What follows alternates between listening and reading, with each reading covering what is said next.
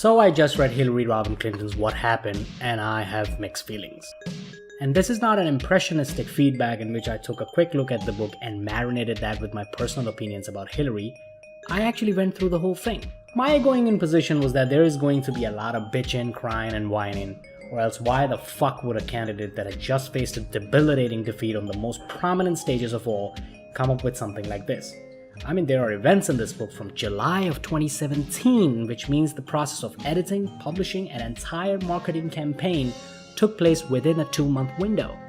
Granted, she is one of the most famous or infamous public figures and has written several books in the past which has equipped her with a strong grip on the written language, but still 2 fucking months? Never before has any runner-up candidate come up with a retort in the form of a tome so quickly. And this isn't even close to the most crushing defeats of the past 60 years.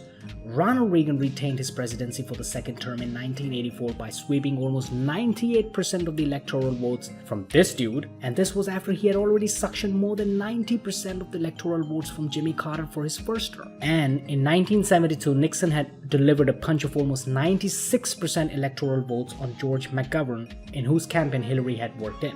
I mean, where is Mondale's What Happened or McGovern's little book? And what the fuck happened, Jimmy? So what the hell? Let's dive into it. The book is divided into 6 parts: perseverance, competition, sisterhood, idealism and realism, frustration and resilience. Why this book is divided into these parts in this order is beyond me. I think it's a clusterfuck. I mean, I get it, she decided to divide it into themes and then talk about events during the campaign and in her life in general. More on that later, but because one event may find a fit in several themes, the book does become repetitive.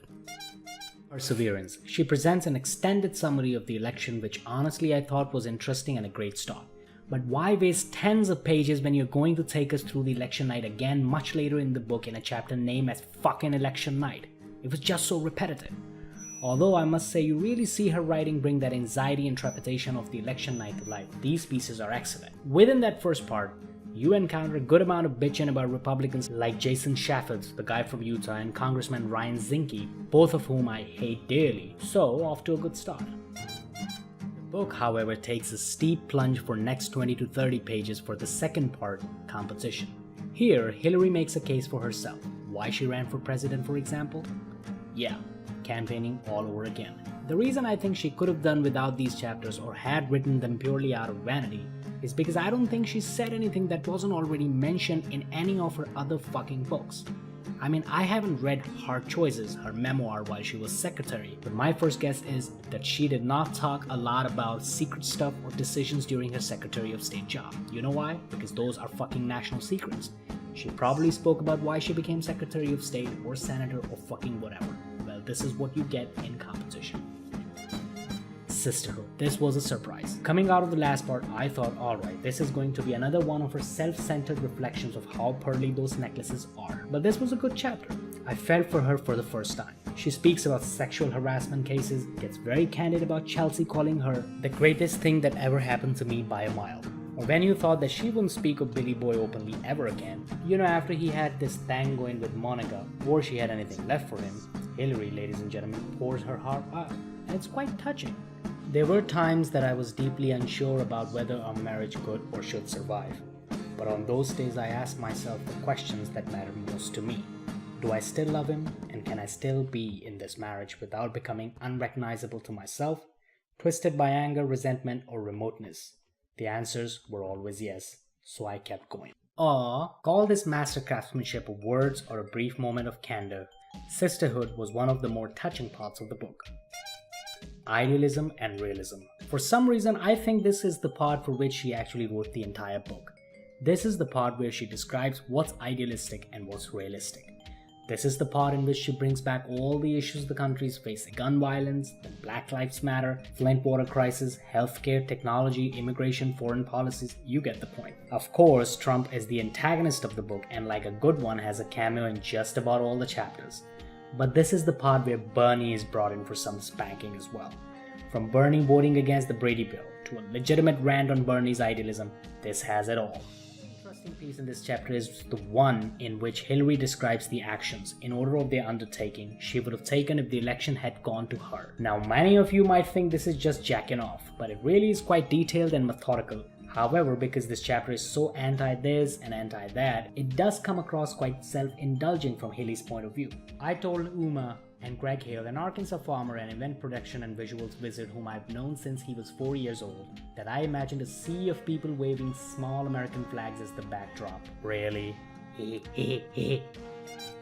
Frustration. The part of the book that arguably consists of the best chapter of the book, Country Roads. You get a sense that she actually understands the plight of the folks in Rust and Sunbelt areas, the hardcore red states. But then again, she was inspired by Hillbilly Elegy by J.D. Vance. Jokes aside, she takes on a journey within the country where she didn't have any chance to winning, and yet she showed up. I want to see Trump do that. In your face.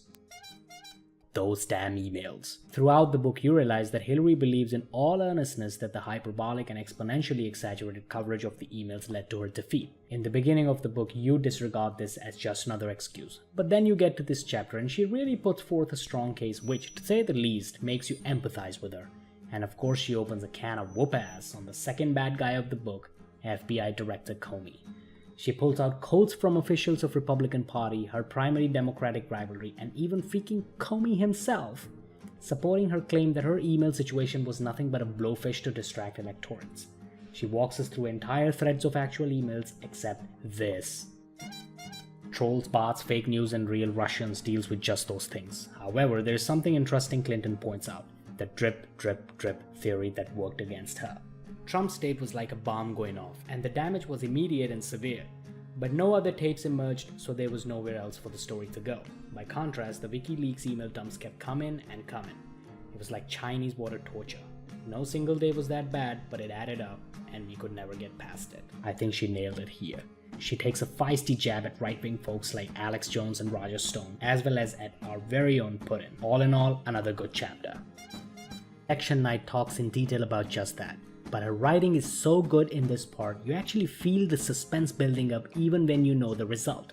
By the time you get to the last part, Resilience, things slow down. But surprisingly, they never get too boring. Here she talks about a very strong deathbed speech from a Republican mastermind, Lee Atwater, that inspired her speech at her graduation. This has to be the highest point of this part. Anyways, towards the end, being a good writer, she ends the book at a positive crescendo, can't complain. The book is an easy read, except for 2 words, arboretum and smorgasbord. Really? Smorgasbord? What the fuck? Even though it's divided by themes, which makes it repetitive at times, and some not so insignificant portions where Hillary indulges quite a lot in her praise, making it a bit boring and showy, there are enough high points in the book, thrilling, gossipy, and poignant warmth, that I can give it a good 3 out of 5. Enjoy, thanks for watching, this is Ral Singh, subscribe, peace.